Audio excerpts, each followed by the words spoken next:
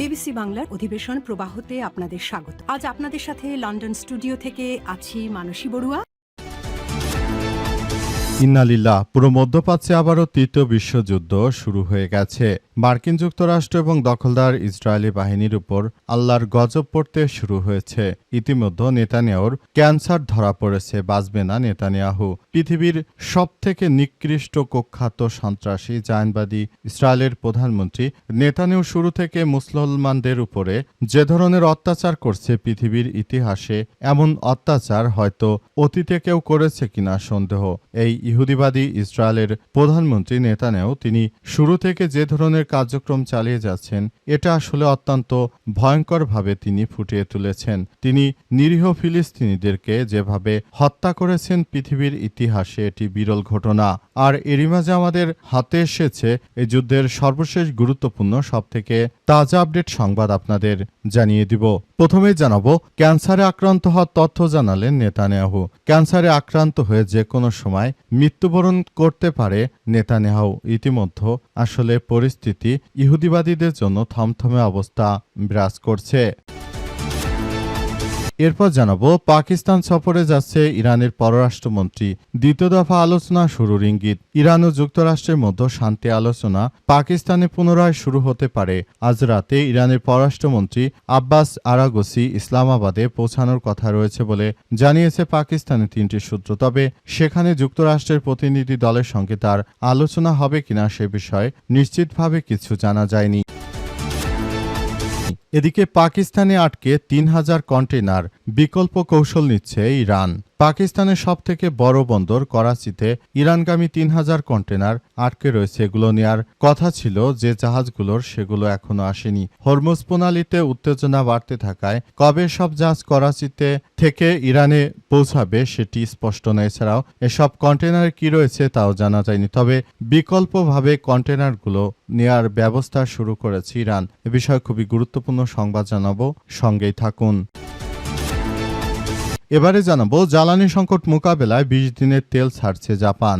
মধ্যপ্রাচ্যে চলমান সংকটের কারণে হরমুজ প্রণালী দিয়ে অপরিশোধিত তেল সরবরাহ বিঘ্নিত হচ্ছে। এই পরিস্থিতিতে ১ মে থেকে জাতীয় তেলের মজুদের একটি বড় অংশ ছাড়ার সিদ্ধান্ত নিয়েছে জাপান, খবর আনাদুলো এজেন্সির।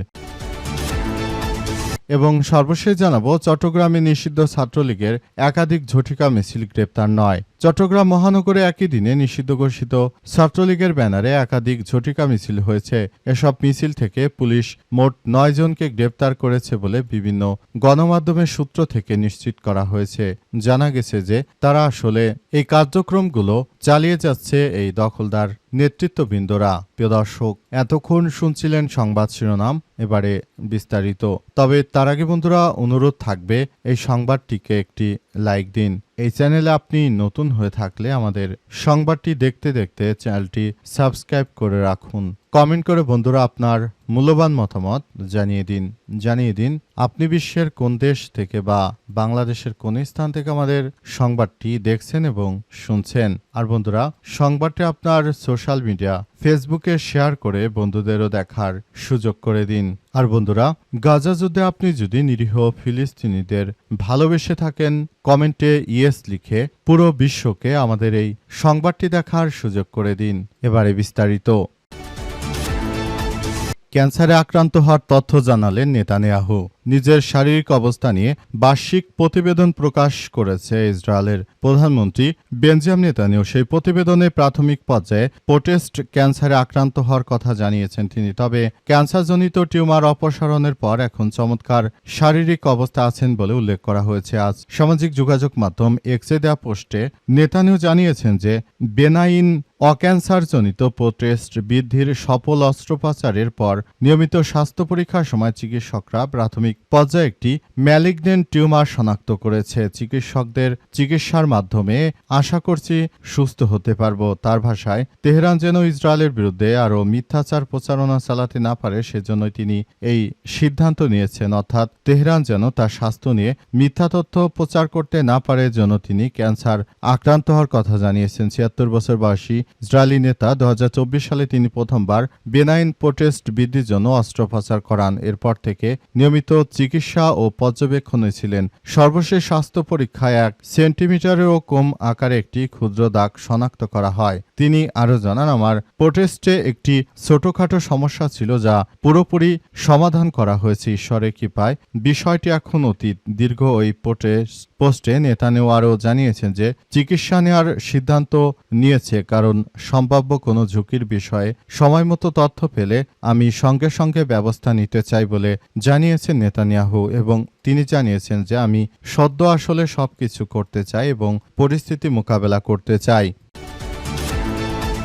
পাকিস্তান সফরে যাচ্ছেন ইরানের পররাষ্ট্রমন্ত্রী।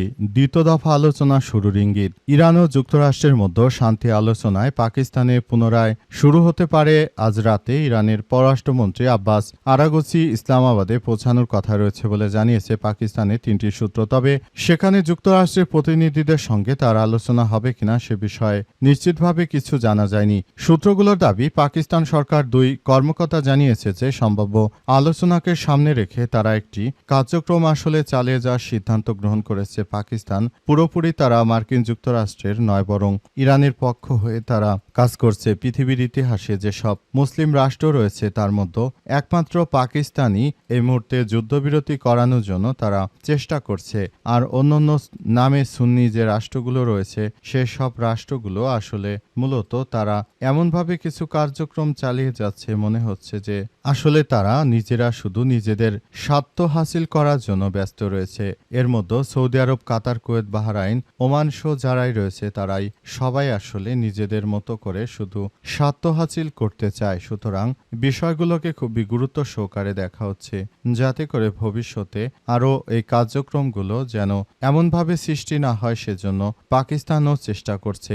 বন্ধুপ্রতিম ইরানের প্রতি তাদের যে ভালোবাসা রয়েছে সেই ভালোবাসা থেকে তারা মূলত এই সংকটগুলো মোকাবেলা করতে চাইছে। কিন্তু দেখা যাচ্ছে যে আসলে পুরো পরিস্থিতি সম্পূর্ণ তছনছ হয়ে যাচ্ছে। পরিস্থিতি অত্যন্ত জটিল আকার ধারণ করায় পাকিস্তান আসলে শেষ পর্যন্ত কি করবে সেটি এখন পর্যন্ত বোঝা যাচ্ছে না। পরিস্থিতি অত্যন্ত জটিল আকার ধারণ করেছে।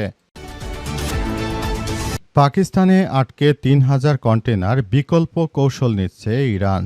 পাকিস্তানের সবচেয়ে বড় সুন্দর করাচিতে ইরানগামী 3000 কন্টেনার আটকে রয়েছে। এগুলো নেয়ার কথা ছিল যে জাহাজগুলোর, সেগুলো এখানে আসেনি। হরমুজ প্রণালীতে উত্তেজনা বাড়তে থাকায় কবে এসব জাহাজ করাচিতে পৌঁছাবে সে বিষয়ে কোনো স্পষ্টতা নেই। এছাড়াও এসব কন্টেনারে কি রয়েছে তাও জানা নেই। এই পরিস্থিতিতে মার্কিন যুক্তরাষ্ট্রের প্রেসিডেন্ট ট্রাম্পের অধীনে গড়ে ওঠা বৃহত্তম চাপ প্রয়োগ কৌশলের অংশ বলে বিশ্লেষকদের ধারণা। তাদের মতে এই কৌশলের উদ্দেশ্য পুরোপুরি বাণিজ্য বন্ধ করা নয়, বরং এই কৌশল হচ্ছে ইরান যেন আসলে আলোচনা করতে রাজি হয়ে যায়। সেজন্য মার্কিন যুক্তরাষ্ট্রের প্রেসিডেন্ট ডোনাল্ড ট্রাম্প তিনি নিজে এই ধরনের একটি কার্যক্রম চালিয়ে যেতে চাইছেন এবং পুরো পরিস্থিতি অত্যন্ত জটিল আকার ধারণ করছে।